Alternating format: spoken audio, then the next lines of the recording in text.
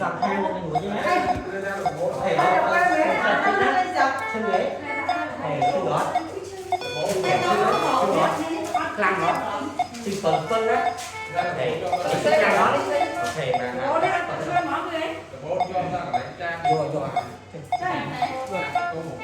Ồ, trong dùng cái lọt cái nào bên loa á, cái bom mình đánh đó ghế phân này cái này yên đi đi trên vai hả? Còn ăn cái ghế làm một tí kia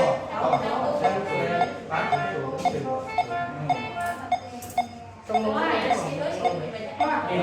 ngày hôm sau tôi ăn cá đó nè, một con ăn cá đó anh ấy tôi ăn Này ly chân á, nó là gì phải đâu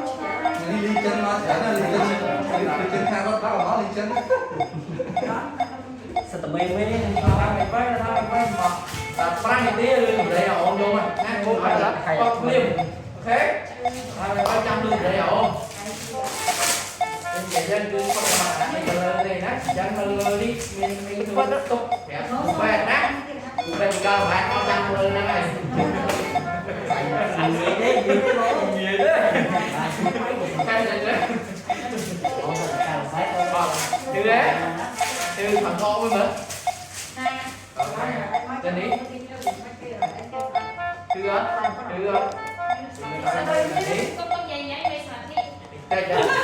làm mày bơi dùng nước chè muốn đây mẹ nó mặc chè hèn hết mẹ cái tổ cái đấy cho nên đó Tôi còn tụi ai phải nói để này nó tụi bạn ra hả cái. Tôi còn tụi ai. đó bao nhiêu xu chưa đây chúng con nghe chắc chắn về con này con ngọc hoa lên đây nhóm bên hơn không ngọc hết bên con Con cá nó có ăn của thứ cúng. hai là con ngọc hoa hết nhưng thân viên con chưa chứ em mong đây mà đấy vậy là hai tốt hả nó cái anh bắt cái mày để như vậy đọc để thì cô ba làm đó đi được thiên đó ngọt ai ngọt này xuống thiên sai đấy chắn đấy anh được cái đó tao mẹ làm này đổ làm đổ không thì chừng thiên sai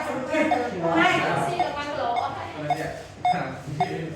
Về ta sai coi giờ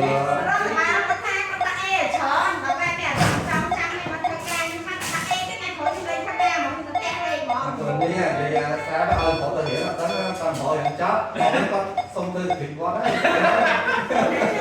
tới ăn cái khổ té nguyên lý mình vậy nói mày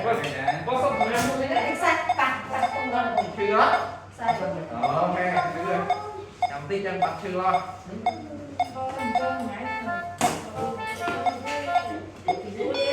được thì nuôi cũng thôi ta bảo nói cô trung ở cô phải hỏi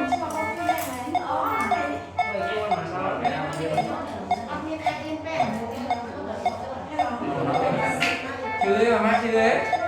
chưa thằng nó lá có lên chưa mới mở lên nữa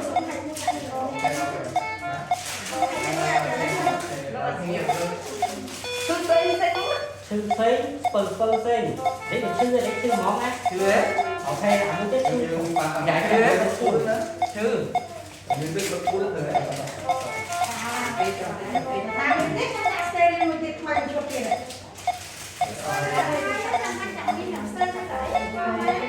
không phải sọc